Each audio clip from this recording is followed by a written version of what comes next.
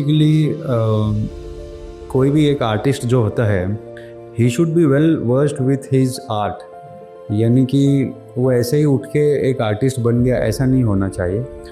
उसको उसकी फील्ड का पूरा नॉलेज होना चाहिए। उसको क्या गाना है, कैसे गाना है, ऑडियंस को किस तरीके से बांध के रखना है, क्या रिक्वायरमेंट है, ऑन द स्पॉट अगर कोई रिक्वायरमेंट आई तो उसको वो कैसे कैटर करता है, तो ये सब चीज़ें मैटर करती हैं। जो मेजरली जिसके लिए आप फेमस हैं वो है म्यूजिकल फेरा, करेक्ट? तो ये क्या है, मुझे एक्चुअली समझना है। फेरे का मतलब तो सभी को पता है, हिंदू धर्म में 16 संस्कारों में सबसे महत्वपूर्ण संस्कार जो है वो विवाह का संस्कार है। तो विवाह को बहुत इम्पोर्टेंस दिया गया है क्योंकि अपने वेद शास्त्रों में लिखा गया है कि एक इंसान को दूसरे इंसान से जब जोड़ देते हैं उसको विवाह कहते हैं। आपकी टीम रहती है, ये टीम फिक्स रहती है कि यही टीम आपके साथ में वर्क करेगी, या ये डिपेंडिंग ऑन सिचुएशन आप उसको चेंज करते हैं? बताया आपको कि क्लाइंट के बजट के हिसाब से हम काम कर रहे हैं। हम तो प्रेफर करते हैं कि हमारी जो टीम है, जो हमारी क्योंकि कैसा है कि टीम अगर एक बार सेट हो जाती है तो उसको पता है कि क्या करना है, कब क्या करना है, तो हम हमेशा यही चाहेंगे कि हमारी टीम बरकरार रहे। लेकिन ये क्लाइंट जैसे ही हमको बजट देता है, क्योंकि जैसे मैंने बोला कि आर्टिस्ट का जीवन एक ऐसा जीवन है कि इसमें कोई देयर इज़ नो गेज। ये वो आपका बिजनेस जो ट्रेडिशनल बिजनेस आपका है और आप बोल रहे हो कि आप बिजनेस कम्युनिटी से हैं, तो वहाँ से इस लाइन में शिफ्ट होना कितना इजी था या कितना डिफिकल्ट था? तो आर्टिस्ट का तो लाइफ ऐसा ही है कि he doesn't work for money, he should be satisfied artistically. Creativity जो है वो उस एंगल को ज़्यादा एक्सप्लोर करता है। मॉनिटरी वो बहुत कम लोग हैं जो मॉनिटरी उसको एक्सप्लोर करते हैं। तो हम उस तरीके से है कि hello everyone, once again this is Ritesh Latta. हम आप लोगों के लिए काफी इंफॉर्मेटिव एंड एक्साइटिंग कंटेंट लेके आ रहे हैं। We have invited a lot of wedding experts and we'll make sure that we'll keep these videos short. चले, let's go. अगर मैंने आपको बोला कि बजट नहीं है, बजट की बात बाद में होगी, आपके हिसाब से एक आइडियल टीम क्या होनी चाहिए, तो क्या टीम आप सजेस्ट करते हो? बेसिक से बेसिक टीम अगर आप करना चाहते हो, म्यूजिकल फेरा करना है, तो मिनिमम रिक्वायरमेंट 6 लोगों का है। अच्छा, अभी मुझे बॉम्बे से कम 4 इवेंट कंपनी वाले पिछले साल भी उन्होंने कांटेक्ट किया था। वो बोलते हैं खाली 2 लोगों का टीम चाहिए। अब 2 लोग में हम क्या करें, मतलब उसको म्यूजिकली अगर प्रेजेंट करना है तो how do we do it? Correct. So ये जो 6 लोग हैं, इनका क्या क्या काम रहता है? 6 में से जैसे 4 लोग तो म्यूजिशियन हैं। ओके, उसमें क्या क्या कौन कौन से इंस्ट्रूमेंट आप पकड़ते हैं? जैसे कीबोर्ड हो जाता है, एक तबला हो जाता है, एक ड्रम्स हो जाता है, एक फ्लूट या वायलिन होता है। तो कोई भी एक एकॉस्टिक इंस्ट्रूमेंट, वो चौथा इंस्ट्रूमेंट हम लोग ऐड करते हैं। तो ये 4 इंस्ट्रूमेंट होते हैं और 2 सिंगर होते हैं। अच्छा, और दोनों एक मेल एक फीमेल? एक मेल एक फीमेल। ओके। और ये जो भी आपने मंत्र लिया है, उस मंत्र का जो मीनिंग बताना है, वो कौन करता है? कि जो फीमेल होती है हमारे साथ में, तो वो female she takes care of narration part. More narrations वो उनकी तरफ से होता है। सिंगिंग का जो पार्ट है वो मेरे तरफ से होता है। और हम लोग मिक्स रिस्पॉन्सिबिलिटी से काम करते हैं। कहीं कहीं मैं नरेशन भी करता हूँ, कहीं कहीं मैं गाना गाता हूँ, कहीं कहीं जो मैडम होती है साथ में वो भी गाती है, कहीं कहीं वो नरेशन भी करती है। तो it is mix and match. So ये जो आपकी टीम रहती है, ये टीम फिक्स रहती है कि यही टीम आपके साथ में वर्क करेगी, या ये डिपेंडिंग ऑन सिचुएशन आप उसको चेंज करते हैं? मैंने जैसे बताया आपको कि क्लाइंट के बजट के हिसाब से हम काम कर रहे हैं। हम तो प्रेफर करते हैं कि हमारी जो टीम है, जो हमारी क्योंकि कैसा है कि टीम अगर एक बार सेट हो जाती है तो उसको पता है कि क्या करना है, कब क्या करना है, तो हम हमेशा यही चाहेंगे कि हमारी टीम बरकरार रहे।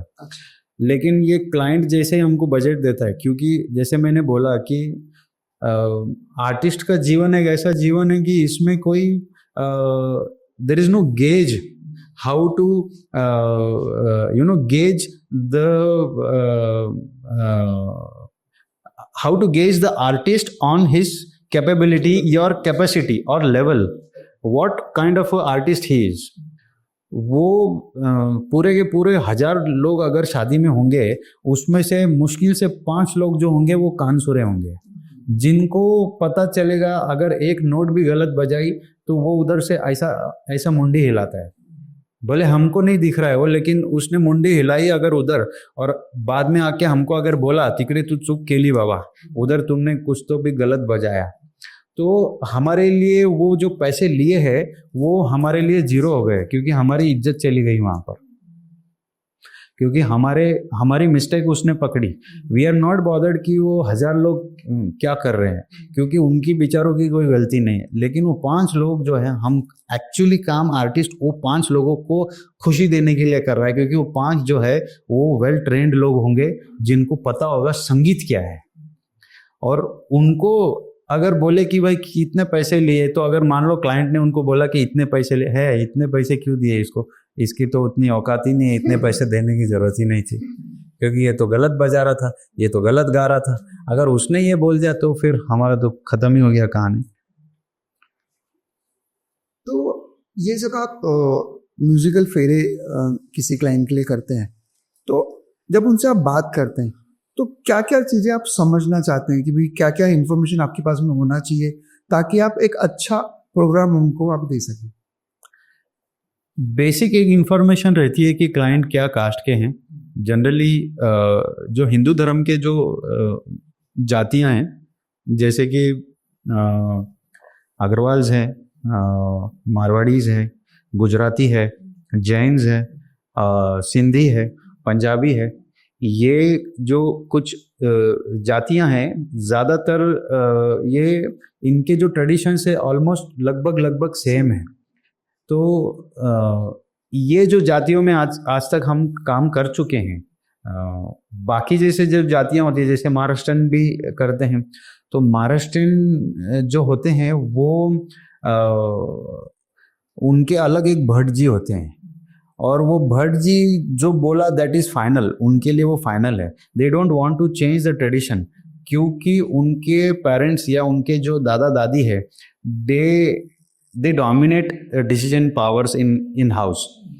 तो उसके कारण जो यंग जनरेशन है वो कहीं ना कहीं ये चीज़ें करने से अभी तक भी कतराता है कि भाई ये नहीं, शादी इसी तरीके से होगी, वो भट्ट जी आएंगे, वो वही सारे मंत्र पढ़ेंगे, वही सब गाएंगे और वही शादी कराएंगे. तो मेजर जो जातियां हैं, इनमें सब में सेम ट्रेडिशंस ऑलमोस्ट फॉलो होता है. तो हम जब क्लाइंट से डिस्कस करते हैं तो पहले तो हमारे को मालूम होना है कि ब्राइड का कास्ट क्या है, ग्रूम का कास्ट क्या है. तो उसके बाद में हम लोग हमारी एक सेट ऑफ क्वेश्चनर होता है कि जैसे ग्रंथि बंधन होता है, जो गठजोड़ा बांधते हैं दूल्हे का दुल्हन के साथ में, जब वो बैठते हैं तो एक गठजोड़ा होता है जो वो बांध के फेरे लेते हैं फेरे से पहले. तो वो गठजोड़ा जो है कहीं कहीं बहन बांधती है, कहीं कहीं बुआ बांधती है, कहीं कहीं अगर वो नहीं है तो भाभी भी बांध देती है. तो वो कौन बांधने वाला है, उनका नाम क्या है. फिर फेरे पे अगर हम कन्यादान करते हैं तो जैसे पेरेंट्स कन्यादान करते हैं, कहीं कहीं मामा मामी भी कन्यादान करते हैं. तो कितने लोग बैठने वाले हैं वहाँ पे, मम्मी डैडी भी बैठेंगे, मामा मामी भी बैठेंगे कन्यादान करने, या ताऊ ताई बैठेंगे, या चाचा चाची बैठेंगे. हु विल बी अदर्स जो कन्यादान के लिए साथ में बैठने वाले. तो वो बताते हैं कि नहीं, हम ही करने वाले, पेरेंट्स ही करने वाले. तो ये बेसिक इन्फॉर्मेशन होता है कि जैसे मारवाड़ियों में मामा फेरा होता है. वो मामा फेरा जो है वो पहले 3 फेरे के बाद में वो लोग करवा देते हैं, या कभी पहले करवा देते हैं. तो पंडित जी से भी ये जानना जरूरी होता है कि पंडित जी इनका सीक्वेंस क्या है, इनके फैमिली में क्या सीक्वेंस फॉलो करते हैं. कि बहुत सारे फैमिलीज में मारवाड़ियों में वर की पूजा ही नहीं करते हैं. जो वर आता है तो वर की पूजा नहीं होती है. तो वर की पूजा अगर नहीं हुई तो वो 15-20 मिनट वो हमारे भी बच जाते हैं, क्योंकि वो 4-5 जो श्लोक्स है, 4-5 जो विधियां हैं जो वर को हम वर की पूजा करने के लिए यूज़ करने वाले हैं, वो जब पूजा ही नहीं है वर की तो वो 20 मिनट वो बच जाते हैं सामने। तो ये सब इन्फॉर्मेशन हम पहले ही पूछ लेते हैं। फिर जैसे उनके जो पंडित जी हैं, तो अब इसमें भी 2 चीज़ हैं।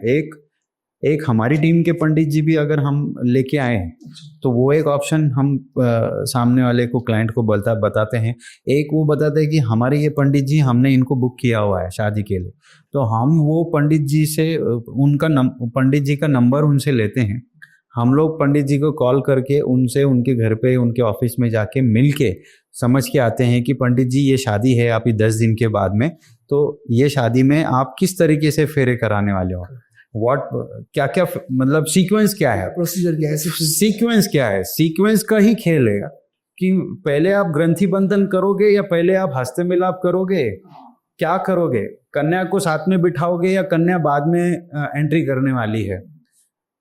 तो ये सब चीजें हम लोग पंडित जी से समझ लेते हैं, क्लाइंट से समझ लेते हैं। तो उस टाइम पे फिर उधर ऑनलाइन हमको पता है कि ये सीक्वेंस हमने पंडित जी ने बताया तो this has to be followed, तो फिर उस तरीके से हम लोग काम करते हैं।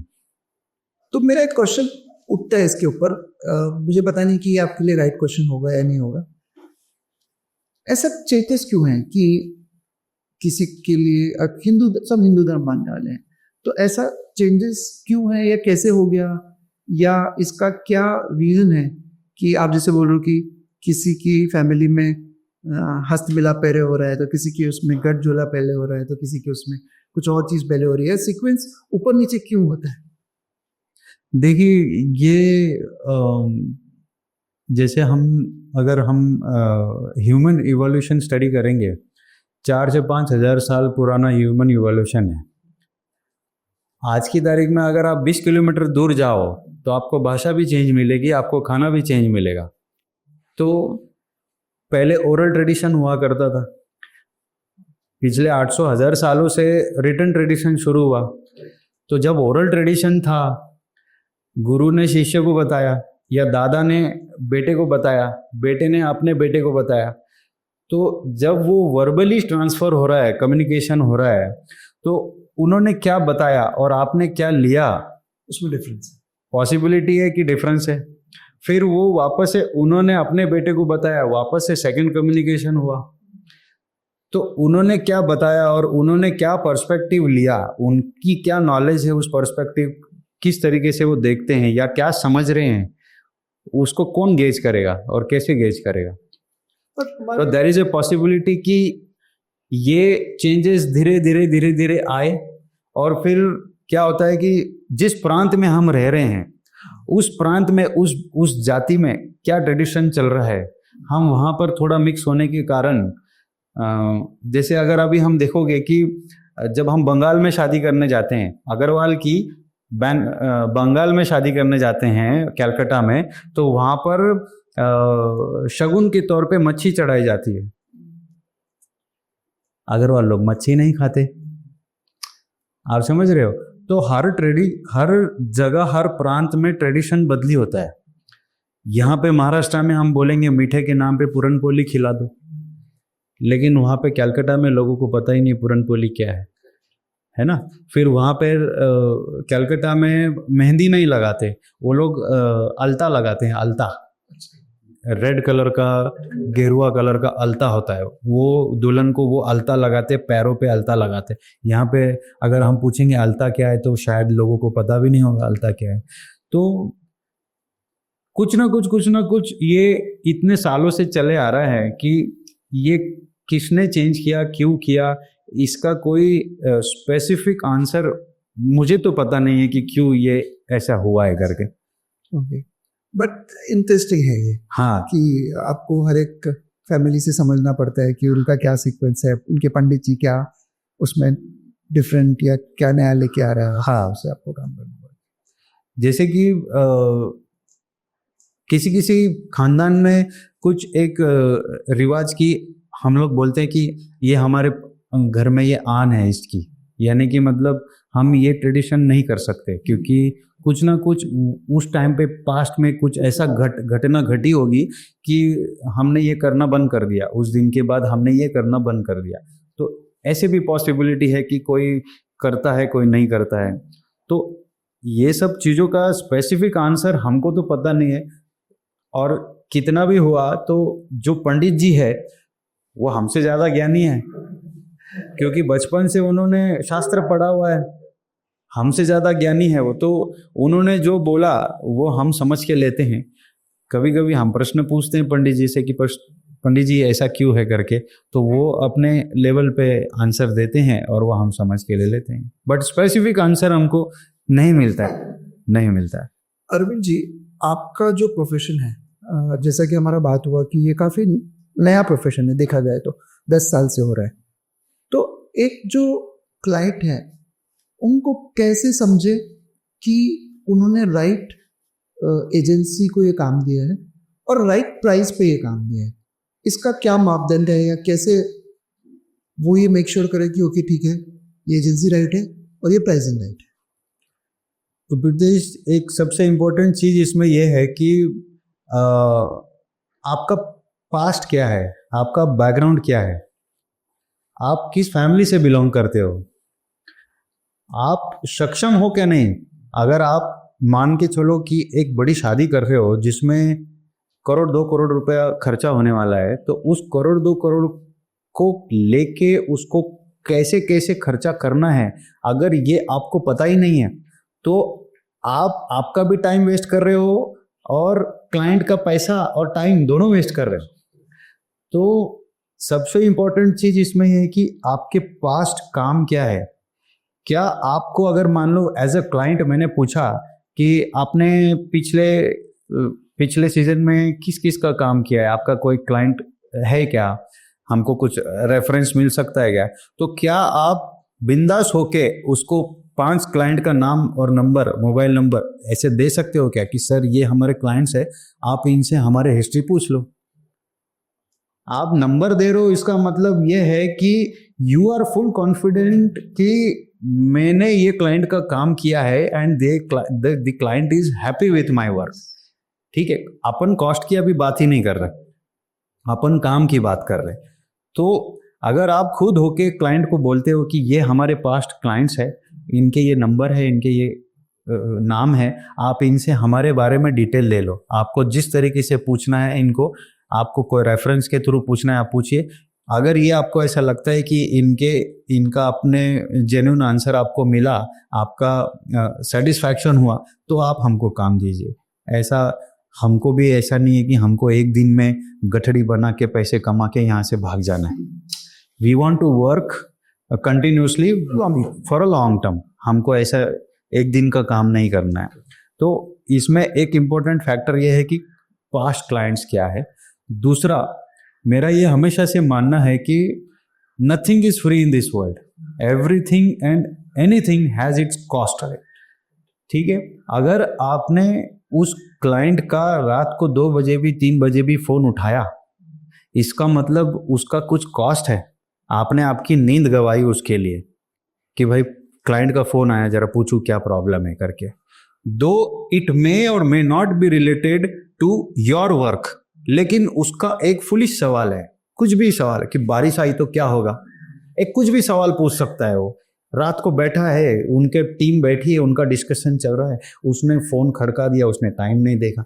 लेकिन अगर आपने वो फ़ोन उठा लिया, इसका मतलब आपने कुछ ना कुछ तो गवाया है ना उस फ़ोन उठाने के लिए। दैट मीन्स कि you are available 24 hours on phone and you are answerable to each and everything related और मे नॉट बी रिलेटेड। तो इसकी कॉस्ट है, ये फ्री में नहीं होता है। ये हम रिलेशन बनाने के लिए भी करते हैं, ये हम क्लाइंट को गाइड करने के लिए भी करते हैं कि वो कहीं गलत ना हो जाए।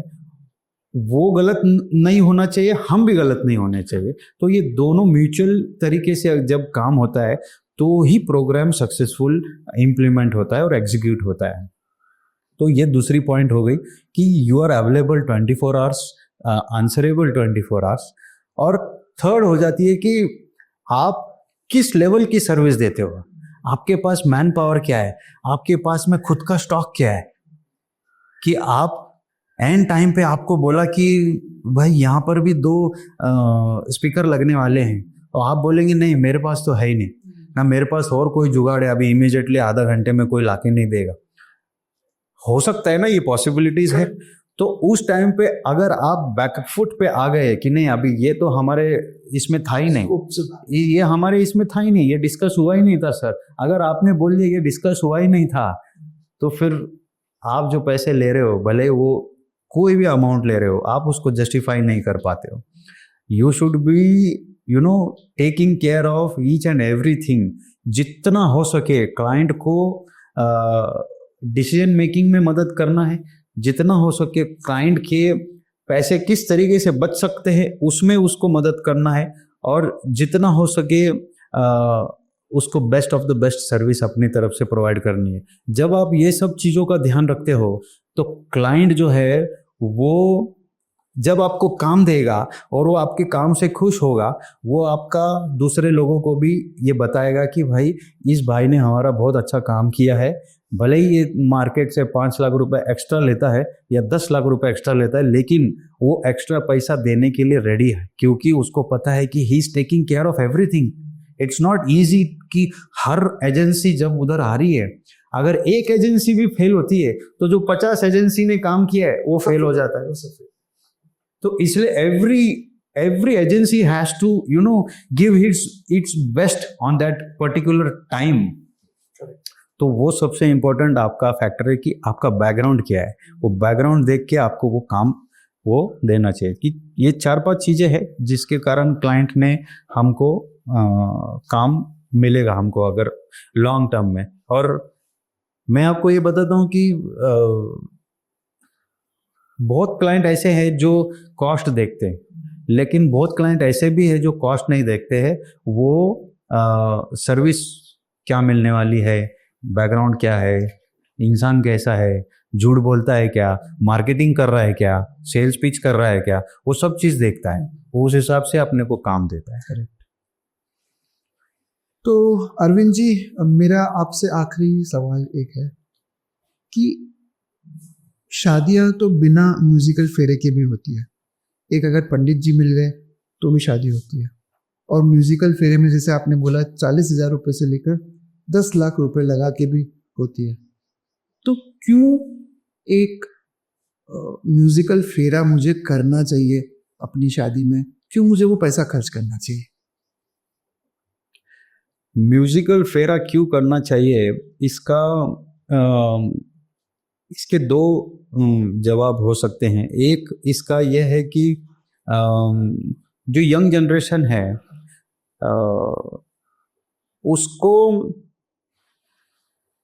उसको ये पता होना चाहिए कि वो ये जो विधि कर रहा है वो क्यों कर रहा है। तो जो पंडित जी एक्सप्लेन करते हैं उनके टोन में, उनके भाषा में या उनके तरीके से जब वो एक्सप्लेन करते हैं, प्रोबेबली देयर आर चांसेस कि वो चीज़ें यंग जनरेशन को या वहाँ पे जो बैठे हैं लोग उनको वो चीज़ें समझ में नहीं आए, क्योंकि वो फटाफट बात करते हैं, वो एकदम फास्ट चीज़ें चलते रहती है। अच्छा, वो बहुत सी बार श्लोक्स और मंत्रस में रह जाते हैं, वो उसका मीनिंग नहीं समझाते कि ये क्यों कर रहे हैं हम लोग। इसका इम्पोर्टेंस आज भी है, उस दिन तो था ही, पहले पूर्वज हमारे जो करके गए हैं उस टाइम पे भी इसका इम्पोर्टेंस था, आज भी इसका इम्पोर्टेंस है। तो वो इम्पोर्टेंस जो है वो एक तो वो जो बैठे हुए लोग हैं उनको वो चीज़ें समझ में आती है। दूसरा इसमें सबसे इम्पोर्टेंट फैक्टर ये भी है कि जो यंग जनरेशन है आज की तारीख में, इनको हर चीज़ एंटरटेनिंग वैल्यू से देखनी पसंद है। तो एंटरटेनिंग वैल्यू इसमें क्या है कि भाई म्यूजिशियंस है, वो बजा रहे हैं और सिंगर्स वो मंत्र को गा रहा है, यानी कि उसको कुछ धुन दिया है, उसका कुछ स्ट्रक्चर बनाया हुआ है, तो उसको वो गा रहा है और उसका वो मतलब एकदम सिंपल सरल भाषा में समझा रहा है जो इमीडिएटली समझ में आता है। तो उसको वो एंटरटेनिंग भी लगता है, उसको तो लगता ही है। वहाँ पे बाकी जो लोग बैठे हैं, जितने भी ऑडियंस में लोग बैठे हैं 50, 100, 200 लोग, उनके लिए भी वो एक प्रकार का रिवीजन है। अगर वो अपने जोड़े से बैठे हैं, हस्बैंड वाइफ साथ में बैठे हैं, तो वो उधर बीवी कोनी मार के हस्बैंड को बोलती है, सुना क्या क्या बोला, वो जो सप्तपदी में उन्होंने जो बोला है वो वचन याद है क्या आपको, क्या बोला है।